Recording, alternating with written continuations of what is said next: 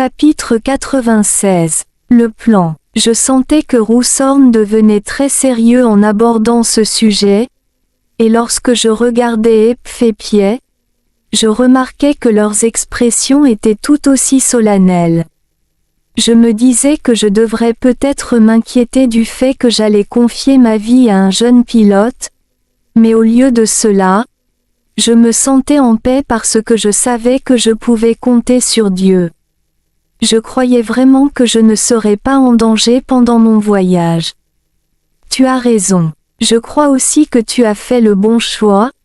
Et moi aussi je compte sur Dieu, déclara Rousorn en se tournant vers moi, après avoir lu mes pensées. Tu sais, je devais le dire, car pour qu'une personne ait la capacité de contrôler pleinement un vaisseau spatial, elle doit normalement s'entraîner longuement pour acquérir une totale maîtrise. Je ne t'aurais pas interdit de faire quoi que ce soit pendant ton voyage si j'étais certain que le pilote avait suffisamment d'expérience. Un pilote compétent peut te parler tout en pilotant, mais vu les compétences actuelles de Eph et Piet, je préfère qu'il ne risque pas de commettre une erreur de navigation. S'ils ne sont pas complètement concentrés, cela pourrait mal finir, expliqua Rousorn. Mais même si quelque chose tournait mal, est-ce que cela ne serait pas la volonté de Dieu? Demandai-je. Eh bien, nous sommes tous libres, répondit Rousorn. Même si cette mission est la volonté de Dieu et que tout se déroulera comme prévu, nos actions et décisions représentent en réalité une variable. Nous pouvons contrôler les choses jusqu'à un certain point, mais elles peuvent mal tourner à chaque fois que nous changeons d'avis ou que nous décidons d'une nouvelle direction. Guillemets doubles. Après une brève pause, il ajouta: Dieu nous a donné la liberté de choisir, et en échange, nous devons vivre avec ce risque. Guillemets doubles. Oh. Es-tu en train de dire que j'ai tort de lui faire confiance? Demandai-je. Non. Pas du tout, répondit Rousorn en secouant la tête. C'est la bonne chose à faire. Lui faire confiance signifie suivre sa volonté avec détermination et courage. Cela signifie également que tu crois en son plan, et que ce plan sera accompli, sauf si tu changes d'avis. Un changement de plan peut avoir deux causes. Soit tu le modifies délibérément, soit tu le fais sans faire preuve de la prudence ou des compétences nécessaires. Guillemets doubles. Et d'ailleurs, les deux comportements sont attendus de la part des humains, ajouta-t-il. Ah. Je comprends.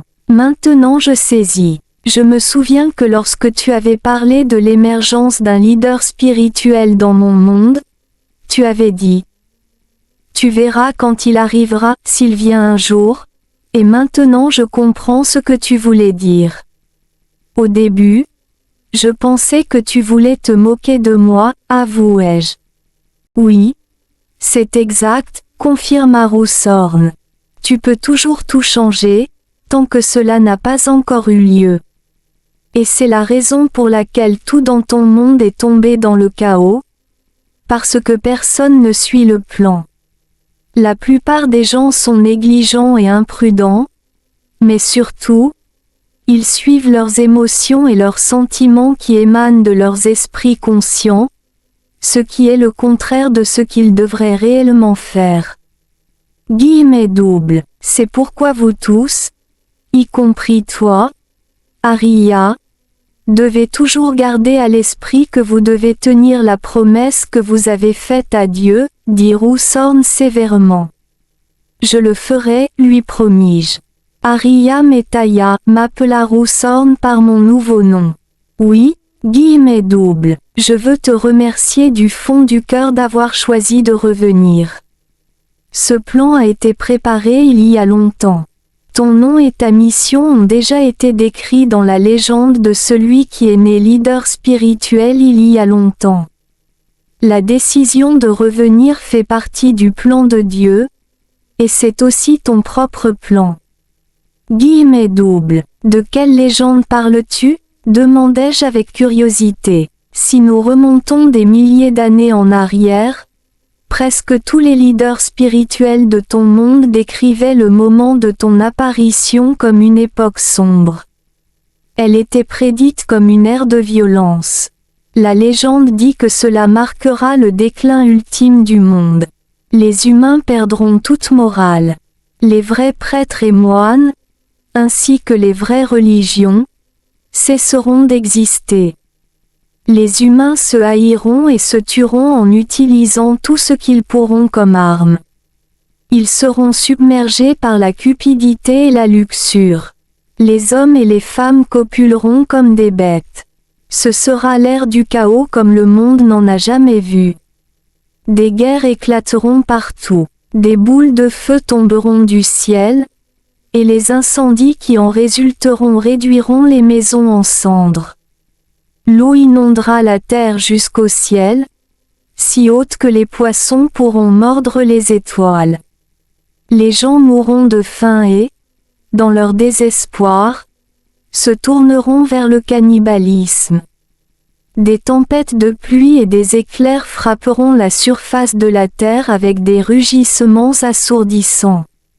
Le monde se divisera en morceaux et l'enfer émergera à la surface. Les vagues géantes dans la mer deviendront plus furieuses que jamais. Des épidémies infesteront et tueront la moitié de l'humanité dans le monde. Des cris et des lamentations se feront entendre partout, rendant les survivants fous. Guillemets doubles. Alors, il émergera au milieu de ces désastres. Il viendra pour libérer tous les humains. Il viendra pour annoncer la plus grande vérité. Il sera celui qui réveillera tous les êtres humains de leur profond sommeil. Il les guidera pour créer un nouveau monde rempli de bonheur et d'amour. Tous considéreront les autres comme leurs frères et sœurs. Ce monde ne souffrira plus jamais de la faim. Guillemets doubles. Son nom était inscrit dans l'ancienne écriture des Juifs. C'était un livre sacré qui décrivait l'arrivée du Messie. À l'époque, Dieu a dit au peuple par l'intermédiaire de ses représentants d'attendre le Messie qui les libérerait de l'esclavage. De l'Europe de l'Est à l'Asie centrale, les gens partageront une histoire très similaire et le connaîtront sous le nom de Météia. Et pour ceux d'Extrême-Orient, parmi les pays bouddhistes, il s'appellera Sri Ariya Météia, ou Phar Sri Aren, mais tous ces noms font référence à lui. Rousorn fit une pause plus longue et me regarda droit dans les yeux avant de dire. Et cette personne, c'est toi, Ariya Météia. J'étais trop stupéfait pour répondre tout de suite.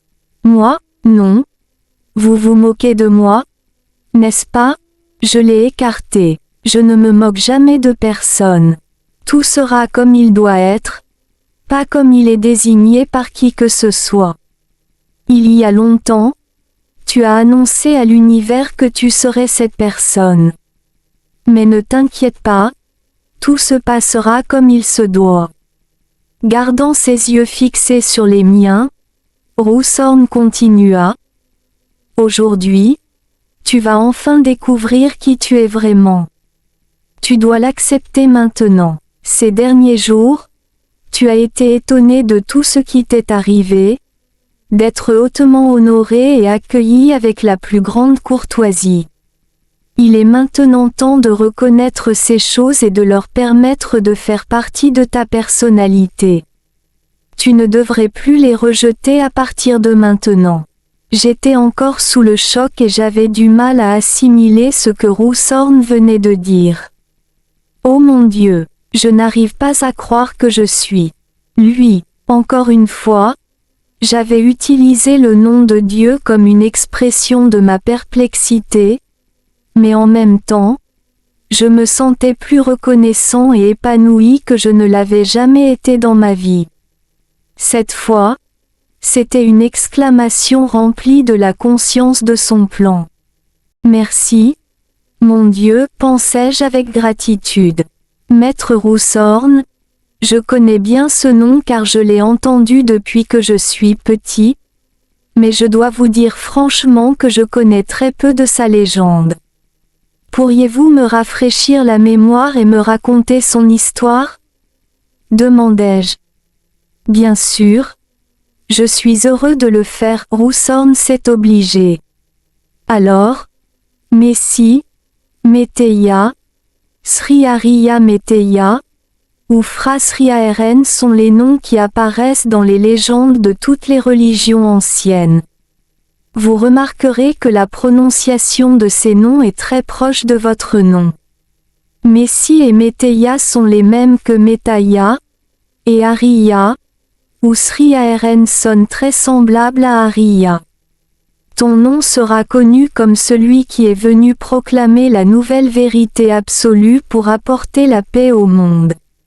Mais ton arrivée sera plus unique que les autres car tu apparaîtras juste à la fin d'une ère. Et pour cela, tu seras mentionné partout dans l'univers entier, parce que tout le monde comprend que c'est le moment le plus dangereux et le plus difficile de l'histoire de ta planète, a-t-il dit. Un jour de l'univers équivaut à 3600 ans dans le monde humain, et Dieu a déterminé qu'une ère de l'univers équivaut à 24 jours universels, soit 86 400 ans dans le monde humain. Maintenant que l'ancienne ère est presque terminée, c'est le moment où tout le monde attend avec impatience ton apparition. Les rumeurs concernant ton émergence circulent toujours. Certains disent que tu es déjà arrivé, tandis que d'autres disent que ce moment est encore à venir. Beaucoup ont prétendu être toi ou disent qu'ils t'ont déjà rencontré. Cependant, les arguments les plus discutés concernent le lieu de ton émergence. Certains ont dit que tu étais né dans leur pays, et d'autres disent que tu viens de leur religion parce qu'ils voulaient te revendiquer. Dans le passé, un homme appelé Damu a donné un indice sur le lieu de ton émergence, et cela se produira comme il l'a dit. Il a prédit de nombreux événements correctement en notant ce que Dieu lui avait dit, lui parlant à travers un bassin en métal. Il a vu l'avenir du monde dans le reflet de l'eau. Il a écrit que le lieu de ton émergence serait une cité d'anges qui était autrefois sous la mer. Roussorn s'est interrompu. Bangkok, ou Krung Thep en thaï, se traduit par « cité des anges ».